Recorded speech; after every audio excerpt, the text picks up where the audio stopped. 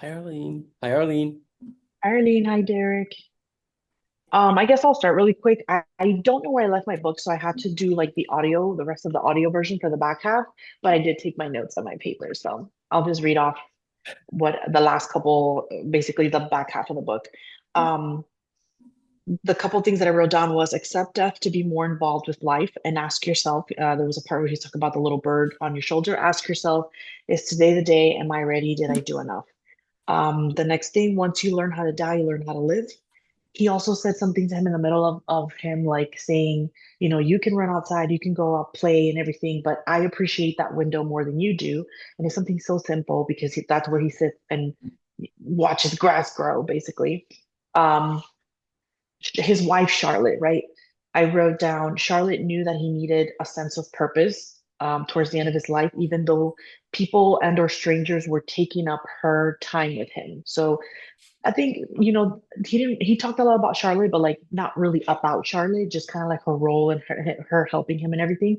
But I don't think when he addressed that, I would say I didn't even think about it either. But I love that he said that, like, even though she knew that her time with him was limited, she wasn't selfish with her time with him. She like allowed all these people to come into his life so that he would have that sense of purpose because she understood, like, if I just sit here and become his caretaker and give him nothing else to do, that's not going to be good for him mentally. So I really love that he addressed like her role in that aspect of it.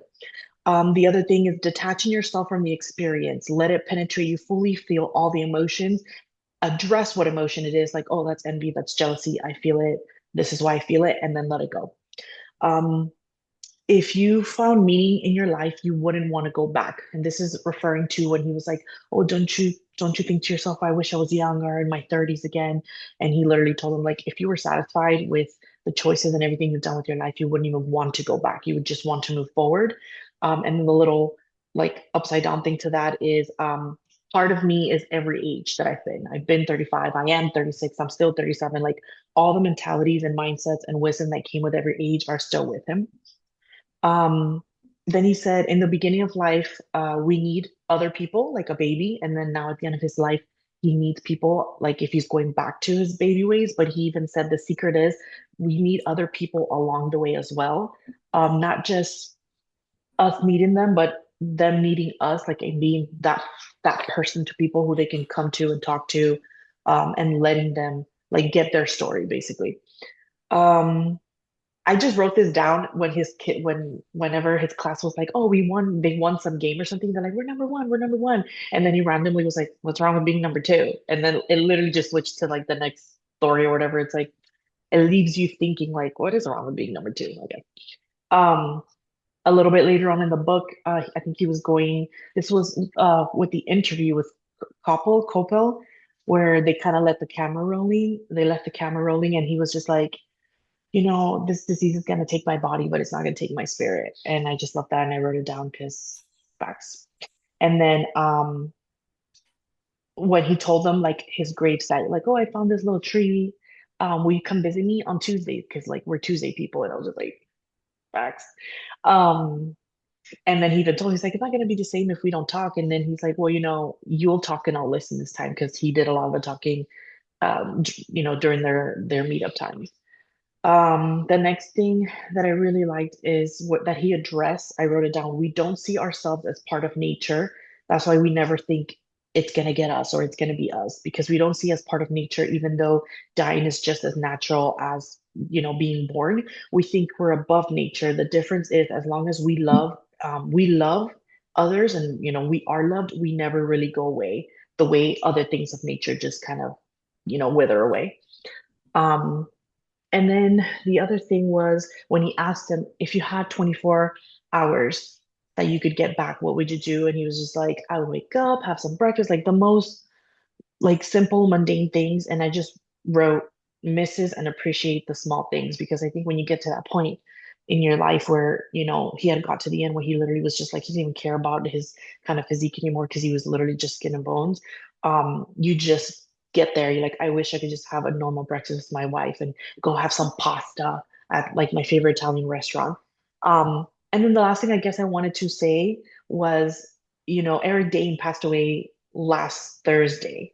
And he had like a Netflix special about, his experience with this disease. And I literally, I mean, I watched the whole thing, super heartbreaking. His way of saying goodbye to his family. And I literally just wrote a little note here. Eric Dane had his Tuesdays with Morrie moment in that interview where he just addressed and talked about all these experiences, and he got to say his final goodbye to his children and leave them, some words. Um, and I loved the book. It was, I got emotional at the end, even though I love that they didn't linger too much on it. I love that it was all, the whole book was emotion packed, and it was all just so nicely packed that they didn't have to make the end so like this elaborate thing. It was just like, hey, this is what happened. That, he went the way he wanted to go. Um, this is what I do. And I went to talk to him like the day I guess his ashes were buried. He was like, I started talking in my head and it felt so normal. And then I looked down and it's like, it was because it was a Tuesday. And it was just like the perfect way that it ended. And I loved it. I loved the book so much. I could jump in. I kind of did the similar I guess practice for this week's assignment, if you will. But I decided because it was a little emotional for me, like I think I shared last week. But so I got together with my grandmother because my grandmother just turned 96. She was just recently in a pretty bad car accident, so she's kind of healing from that. And so she keeps talking about death lately, like just all about it. She's completely healthy, which is crazy. She just has recently started having some things happen. She lives by herself. She drives, which she doesn't drive anymore as after this accident. But anyway, so I kind of told her about the book club and everything like that. So she's like, well, I want to read some of the books that you're reading. So she wanted to read Tuesdays with Morrie with me. So I thought that was really cute.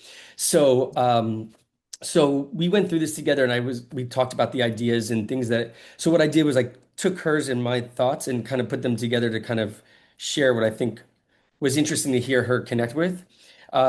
So I think I spoke about this last time, but death ends a life, not a relationship. And she says to me that she wakes up every morning. She goes to bed every night, not expecting to wake up in the morning because she's 96. There's at some point there is an expiration date, right? And so she's thinking that way, and I don't, for me that's really sad, but for her it's like she says she's ready to go, which is kills me every time she says it. But again, 96, I mean, again, there's a countdown, if you will. So so she says she doesn't want us to ever forget about her, and so we went through that whole thing, and so I kind of related that whole thing to this chapter, because you can't forget their voice. The relationship is not what is going to end a life. And so we both got it kind of emotional.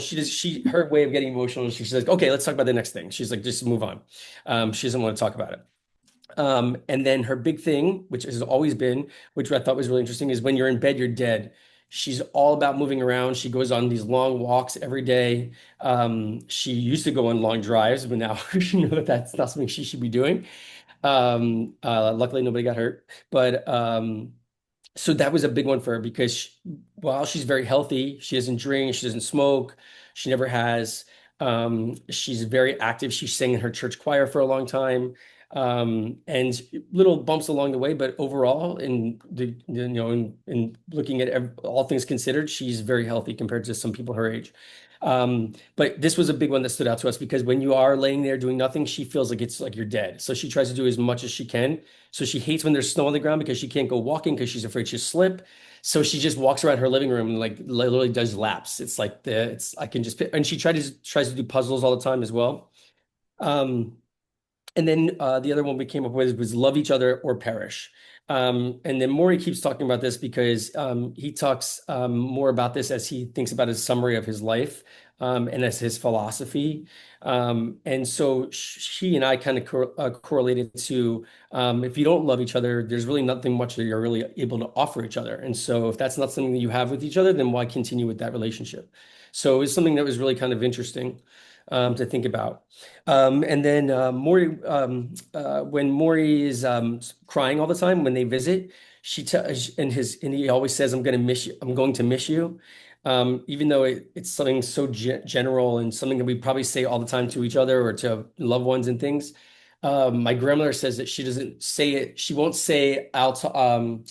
she won't say goodbye. She says, I'll talk to you later because she's afraid of when that goodbye actually comes. And she thinks goodbye is more permanent. And so this is something that she says that she tries to control herself not to cry when we all leave every time we come to visit. So so we kind of thought about that as we were kind of going through this together. Um, and again, thinking about what the end looks like. And then just two more notes that came up with was like the living funeral story. So this car accident she was in was pretty bad.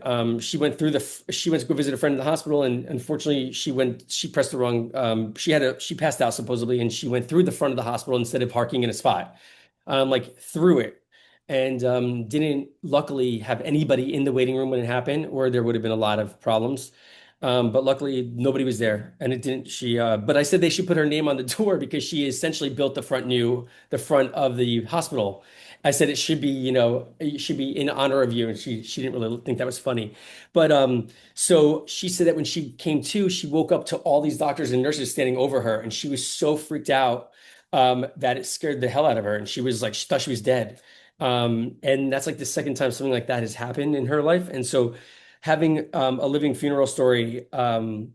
So that she could hear what people would have to say about her instead of her having to write the things that she wants them to say about her would she thought would be she thought was a really great idea. So she started going through it with me, but it was more comical than anything else. And the last one was Mitch's final goodbye. Um, there comes a point when we don't never know when the end is, and so the way she thinks about it is every conversation is the last one.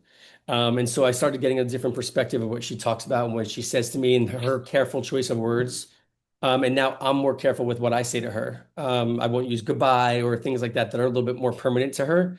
And so that's how I kind of related to the end of this book. Because otherwise, I would have just sat there and got emotional and thought about the past with a girl that I dated in high school and her mother with ALS. And so this was a good transition for me while still emotional, thinking about my grandmother. But it was I felt this was the best way for me to kind of sum it up.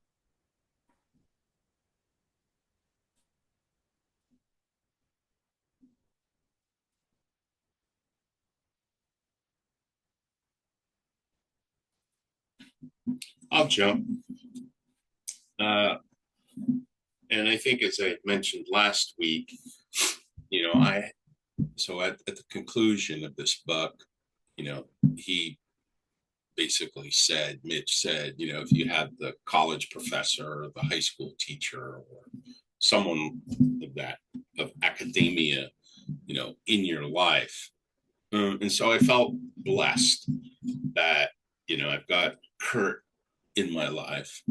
And although I don't get to see him, and we have pretty much said our farewells. And I think going to his hospital room in the assisted living at that time with his wife behind the curtain in the other room or the other examination area, we didn't know it. We were able to have that kind of Mitch and Morrie conversation.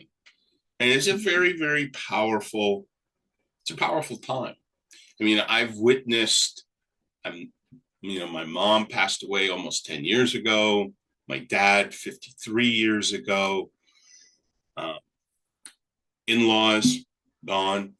And so, you know, I've seen and been there. And I don't want this to sound morbid. I mean, it's not a funeral service, but I mean, the point is that life does pass. I mean, you know, the silver used to be brown. This used to have a little red and blonde in it. You know, now it's not. And so there's a progression. I mean, I was outside this morning. We had a little early spring rain and overnight. And I had finished up the book several days ago, but you know, I was just going through my notes with it and I heard the new spring songbird, like a little chickadee in the background. And I just went, oh, thank you, Jesus, spring is on its way. And that was just that little voice of that little bird. And I started talking to it while I was outside. I was checking the lemon tree few extra pieces of fruit. And I just said, wow, it's almost springtime. And just to be able to drink that bird in and let him sing to me was just a very, very special moment. So I've gone through a lot of these progressions, each chapter. They talked about forgiveness. They talked about money. They talked about marriage. They talked about family. They talked about emotions. But those were powerful stories in and of themselves. But for me, I really, and it wasn't the funeral piece that I really connected with. It was the piece, and I think that's what's important here. Just to sum up for me, the piece that was really just amazing, that I felt as if I was in the room. I could smell, the room, the blanket, the linen, he was unshaven, kind of feel the whiskers, and being there and watching him breathe some of those last breaths in that moment. It reminded me of a few things, but I felt as if I was there. And I think I really connected with that moment of specialness between Morrie and Mitch. And especially as he was leaving. As he was leaving, that was a very, very powerful moment because he knew, really, I got the sense Mitch knew that was it. He wasn't going to see him again. There were going to be no more physical Tuesdays except for, the funeral. So powerful book, very, very powerful. And I'm glad that, I had the opportunity to really connect heart to heart with it. So good pick. I'll jump in. I just will say again, I really, I think this entire process of aging and some of just the perspective that is shared when your days are numbered provides just, again, like I said, like the other week, just insight that is very, you kind of know, you've heard it, but when it's real and you're fly on the wall listening to the conversation, I just think it's a great perspective. So a couple things I took away. I don't know Kindle, so I'm doing it online. I just his perspective of being present, right? So be this means you should be with the person you're with. When I'm talking to you now, Mitch, try to keep everything else out of my mind.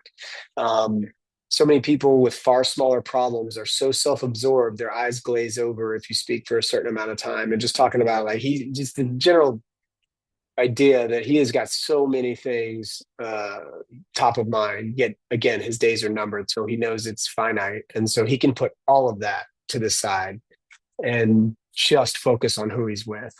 Again, there's a whole little thread towards like 2/3 in where he's just goes on and on.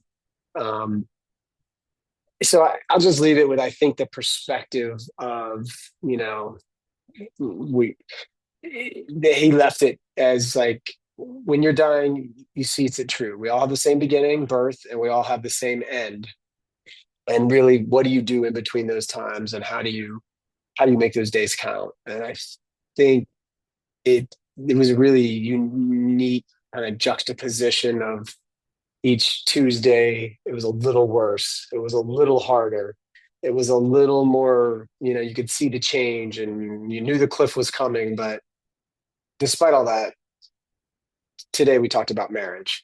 Today we talked about friendships. This Tuesday we talked. And so it was just, I thought it was really, really well done. The way it was written, it was concise and just delivered a lot of, really kind of eternal wisdom as we're all, I'm third rock from the sun, going around spinning and living our lives, and very, very easy to be caught up in thinking about the next thing or the next conversation or the conversation you just had, instead of being right in the moment that you're having. So I think that was one of my big takeaways outside of what was said already. So different and very welcome kind of perspective from this book. Well, good afternoon, Wednesdays with Book Club. This this book, it as you kind of alluded there, it really does hit. It makes you think. It there's a lot of reflection that comes from this one here. And you kind of hit on it a little bit there. And one of the lines that I loved with Morrie talking about, it was kind of a through line through the back part of this, was when we're born, we need others. When we die, we need others. But the real secret, throughout your whole life, you still need others. And I absolutely love that part. And as it tied into the talk about marriage and what love is, and having that person in your life. And it was great. Last night, as because we were a combination of both listening and reading it, because the book finally did show up, the hard copy. But we were sitting in the sauna last night as that talk on where she's talking about the importance of love and marriage, and it was like, I was like, there's nobody else I'd rather be sitting here going through this journey with. We're sitting there sweating like profusely, but it's like the love. It's like, yes, these are the goofy things that I want to be doing and having this person, and feel very fortunate to have found that in this, and just that great reminder of what that is. I also I cracked up a little bit when he was talking about money and Ted Turner. And obviously this book was written 30 years ago, and at that time, Ted's whole thing, yeah, don't say I didn't own a network, as he was trying to do that. And we had the fortunate privilege of last July when we went to Montana, where we were at was Ted Turner's 117,000 acre ranch. That's where we hung out for a few. And now we didn't meet Ted, but we got to go to his house. We got to, like, there's a lot of cool things from that. And our host there was kind of filling us in as Ted's aged. And there was a unique perspective I got out of this book. Was I would love to now, I'm sure this book has probably hit his radar. He knows he's mentioned in this, but as he is towards the end now, and Danny, who was kind of our guide and our host while we were there, as he was talking about just how Ted has changed through the years, I'd be very curious to see what his perspective, what lessons, has a guy who obviously did get his network, who's got lands all over. What are the important things? That was obviously super important to him 30 years ago. What's important to him now? And somebody who has all the money in the world can do whatever he wants, but what are those things here now? So it was just kind of a unique tangent that this book kind of took me down as I was thinking on that one there of what would he think. But I also thought about, I loved in these towards the end here talking about forgiveness and how important that is, not just of others, but of yourself. And knowing that, yes, it is, things are going to mess up. You're going to mess things up. Other people are going to mess things up for you. But do you really want to hold on to that? Specifically, when he's talking about his friend and just how you could just feel it, like you said, Ron, like this book brought you into the room. It felt like you were sitting there as you were sitting, like if you were Mitch, as he's telling you about his friend that he held such a bitter grudge against for all of those years when his wife got sick and they didn't check in on him. And even though his friend tried to apologize, he just didn't. And then his friend passed without him ever being able to say, I forgive you. It's okay. And just, you could just feel that weight on Morrie. As you said, he just sat there breathing heavily, crying through the tears. And along that side of it, just that permission that, yeah, tears are a natural thing too. Tears are okay. That was a big part of it. And then just kind of the last real takeaway from this one here, as he talked about the perfect day and how average that day was. If you got 24 hours back where you weren't sick, what would you do? And like Mitch said, he was blown away. He was like, you just want to get up and have breakfast and see some friends and talk to them and then go for a walk and go to sleep. Like that's your day. But a great way to ultimately reframe, we do get caught up in so many other things that so often, like, what is a perfect day? And I got to thinking myself too, some of my perfect days, they have been not a whole lot, whether it's been a day at the cabin or whether it's been a day we've been just sitting on a beach or wherever it, when there's not all of the other distractions and things that can go on in life, how simple some of those days have been, and they've been amazing. And just knowing like, okay, that's, we've been blessed. We do have an amazing life. Can it be better? Absolutely. Could it be worse? 1,000%. And so just that reframing of we did get the chance to wake up today. We can walk around. We have the ability to make choices. We don't need to depend on somebody else to wipe our ass. Like all these things that, from this book, it was excellent. I'm glad this one got shoehorned in after, as Robin Sharma brought it up in that last book a few times, of just here's where he got a lot of it from. And again, another one of these timeless books written nearly 30 years ago now at this point, still every bit as practical today. And these lessons are still going to be every bit as practical 50, 100, 500 years from now. Like I really, really, really did enjoy this one and got a lot out of it. And what was really cool, because it wasn't in the actual hard copy of the book, on the Audible version, when Mitch was kind of giving his acknowledgments and follow up, 25 years since he had originally written the book, and listening to that.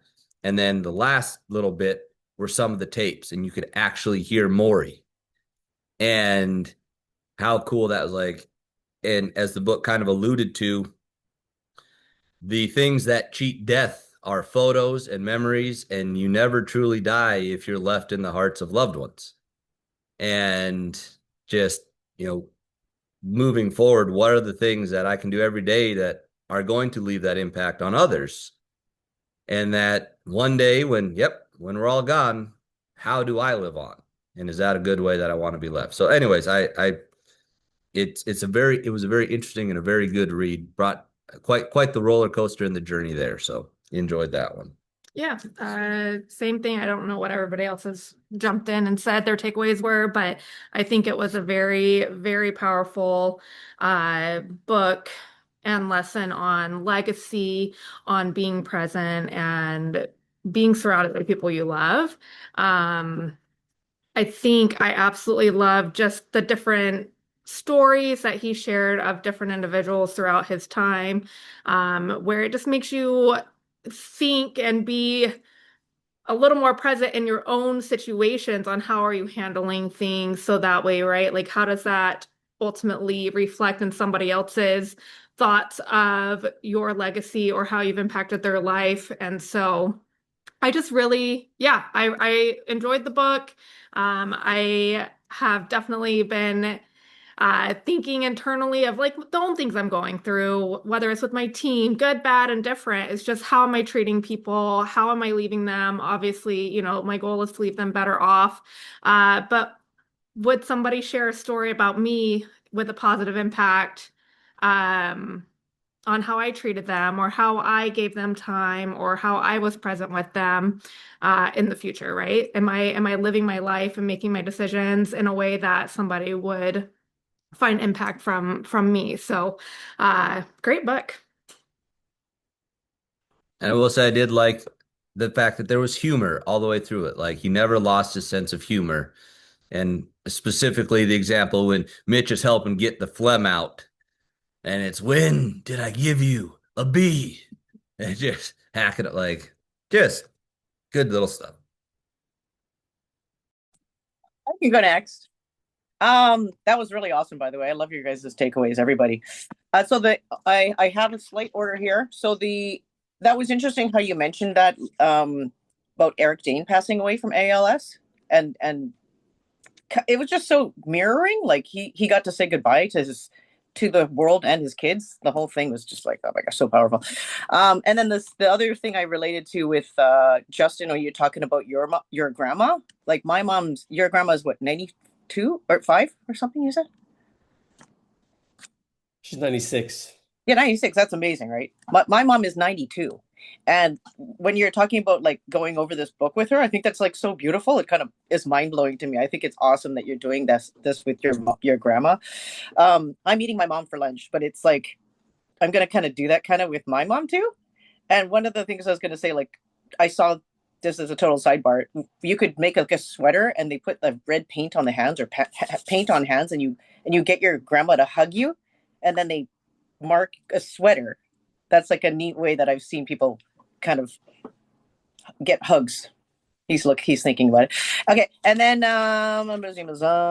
when my mom does, she does the same thing as your stubborn grandma. Like, she moves all the time. So when she wakes up in the morning, she literally does exercises in bed. like she'll do her full on karate workout in bed that keeps her moving. And then this morning, like she's a woman who goes grocery shopping, she cleans the house, she got a black belt when she was 70. So my mom's kind of crazy, like my dad's kind of crazy. So it's like you said, keep moving, right? And then what else did you say? The living funeral part kind of leads into that too. Like I thought that was a really great idea to do that. So I'm going to do that with my mom. The final goodbye, I was bawling my eyes out. I don't know. I couldn't stop crying. It was my husband and daughter were looking at me like, I'm just telling you, it's such an amazing book. Because it's like what you said, Ron.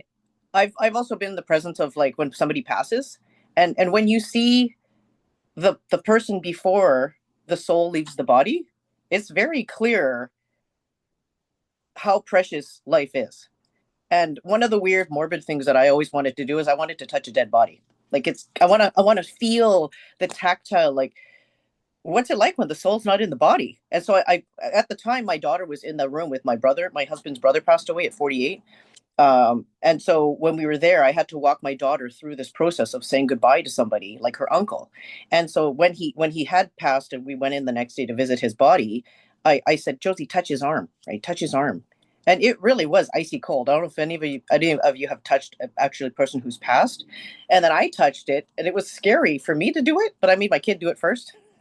um, but it was like I just described it as like a peanut shell, right? And that's kind of how Morrie is. It's like I'm just going into the next energy. I'm just going into the next phase of the full circle of life, kind of thing. So that, like, saying goodbye in that final goodbye scene, I literally felt what you felt, Ron, where like I'm in the room, I can smell everything, I can feel the energy of the room.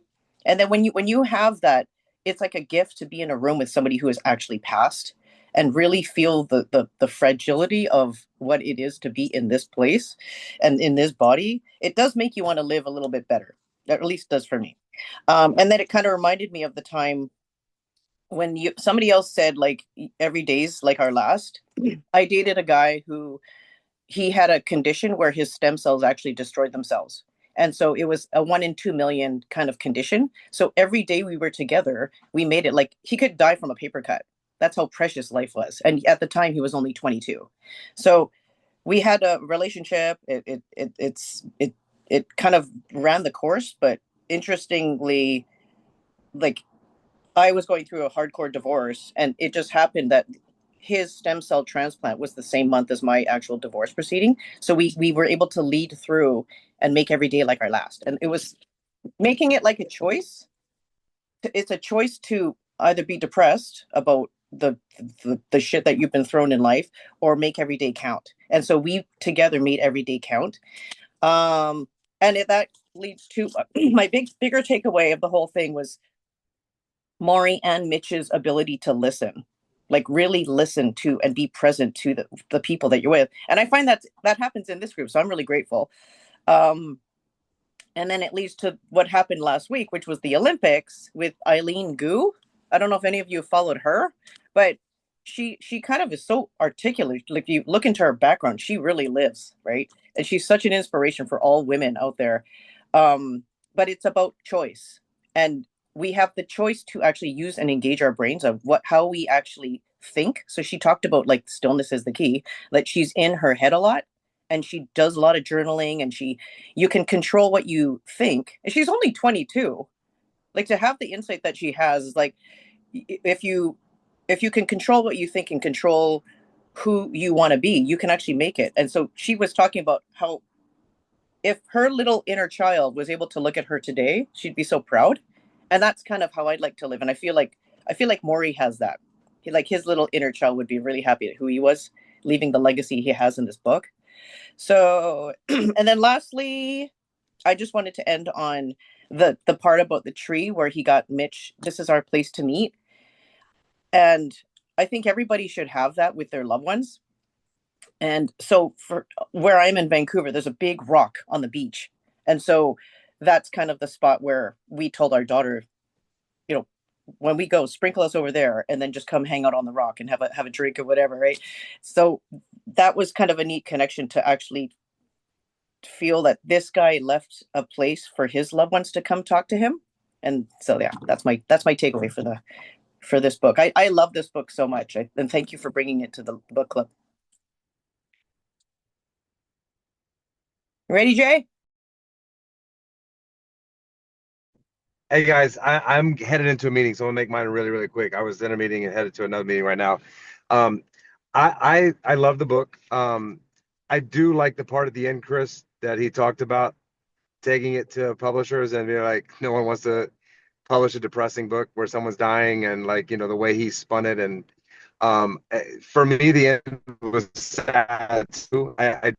I read this book a long time ago, probably 20 years ago, and I didn't remember it being this sad. But I think it's definitely, if I would say anything it's done for me, is it's made me more present, and not maybe so stressed out about things that might. I don't get very stressed, but I think it's removed all the stress out of my life, because it's like it's such a little thing, and is it going to matter tomorrow, or is it going to matter in 5 years, or is it going to matter in 20 years?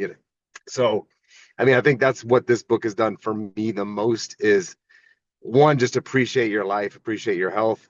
And then it's just weird. We're reading this book in the middle of this guy, 48 years old, getting ALS and dying from it. I just thought, like, I remember, like, my mom loved that show, and she loved him. Like, she was just like, wow, he's such a beautiful guy. And just what 20 that was 20 years ago.